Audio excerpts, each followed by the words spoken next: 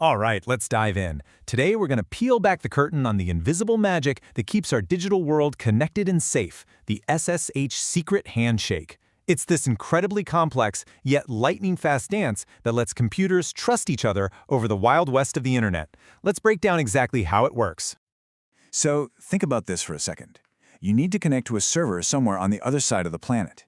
How do you really know you're talking to the right machine and not some imposter pretending to be it? And more importantly, how can you possibly send it secrets, like your password, when anyone could be snooping on the connection? That, right there, is the fundamental problem SSH was built to solve.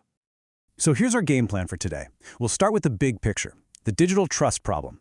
Then we'll properly meet SSH, the rulebook for solving it. We're going to walk step by step through the 5-part handshake, uncover the mind-bending magic of creating a shared secret, see what life is actually like inside that secure tunnel, and then we'll wrap it all up with why this is so important. So how do we solve this trust issue? Well, that's where SSH comes in. The best way to think of it is as a strict rulebook, a protocol that 2 computers follow to the letter. It allows them to have a totally private, secure conversation, even though they're talking over the completely public and untrustworthy internet. So what does SSH actually stand for? Secure Shell. And its one and only job is to create a secure channel over an unsecured network. It's the absolute bedrock for so many of the tools that developers and sysadmins use every single day to keep the internet's lights on. You know, what's really cool is that SSH isn't just one big thing. It's actually built in 3 distinct layers. You can think of it like building a secure highway. The bottom layer, the transport protocol, is what actually builds the road, paves it, and makes it secure. Then you've got the authentication protocol, which is like the toll booth that checks your ID. And finally, the connection protocol manages all the lanes of traffic on that highway. Today, we are focused entirely on that first layer, how the secure road gets built in the first place. And that brings us to the main event, the handshake itself. This is this beautifully choreographed digital dance that lets 2 computers, complete strangers, build a totally private encrypted tunnel between them right out of thin air.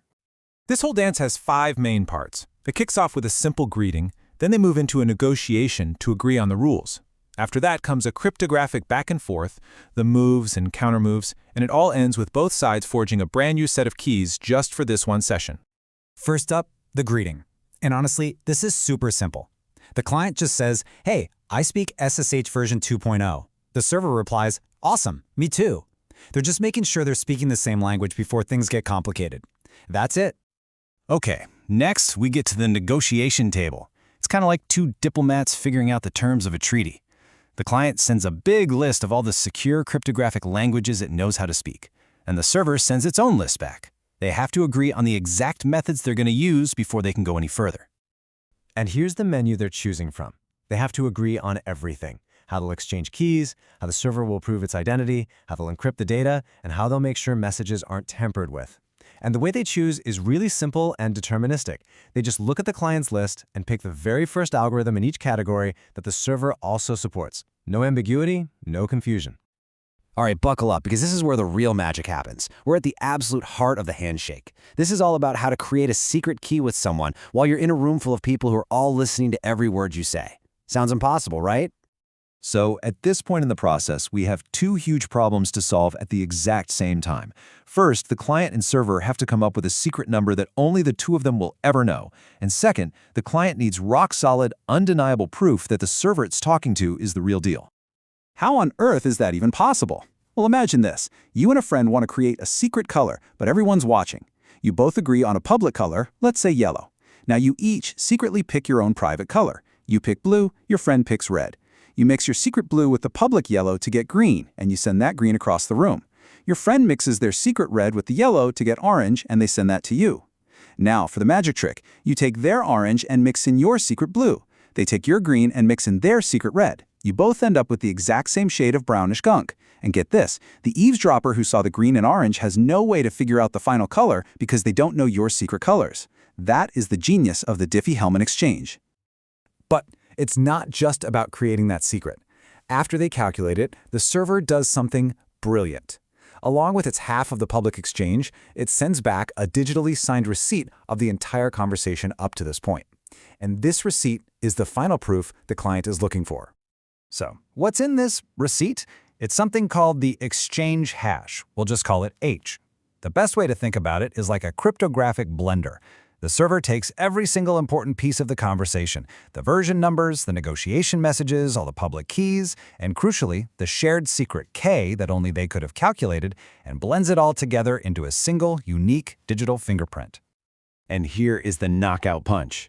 The server takes its permanent private host key, a secret that only it has, and uses it to digitally sign that hash. This signature is like an unbreakable wax seal. The client can use the server's public key to check that seal. If it opens correctly, the client knows with 100% certainty that it's talking to the real server. Why?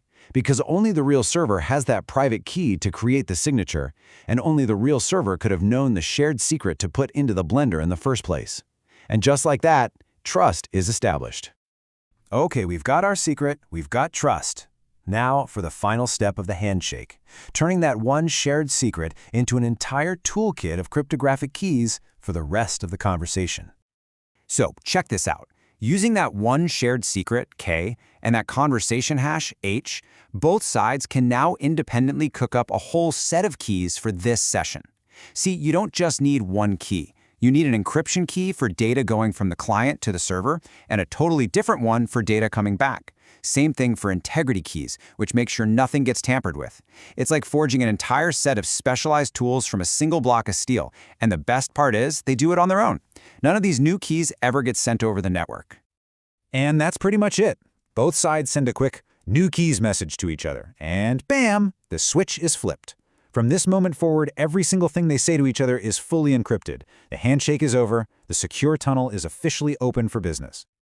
I mean, just look at the difference here. The transformation is incredible. In just a few milliseconds, the handshake took us from a totally public, unsecured, and untrusted network connection to a completely private, confidential, encrypted tunnel where the server's identity has been confirmed. We're now safe from snooping. So now that we're inside the tunnel, everything we send is encrypted to keep it secret, right? But SSH is actually even smarter than that. It uses a method called encrypt then MAC. What that means is, after it encrypts the message, it then attaches a message authentication code, or a MAC. This is basically a digital tamper-proof seal. If an attacker somehow intercepts the message and changes even a single bit of the encrypted data, the seal will be broken and the other side will know immediately to just throw the message away. Whew, okay, so we just walked through a pretty complex digital dance, right? So why does understanding all these little steps actually matter? What's the big takeaway here?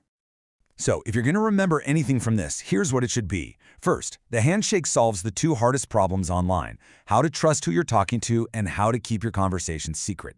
Second, it uses that beautiful Diffie-Hellman trick to create a secret right out in the open. Third, that digital signature from the server is the absolute linchpin that proves its identity. And finally, and this is super important, the strength of your entire connection depends on the modern crypto algorithms, the cipher suites that you use. A weak algorithm makes for a weak tunnel. And the craziest part? All of this whole intricate handshake, happens in the blink of an eye every single time you connect to a server, quietly protecting our data day in and out. It's an amazing piece of engineering. But it makes you think, right? In this constant arms race between security and attack, as computers get faster and quantum threats loom, what will the secret handshakes of tomorrow even need to look like to keep us safe?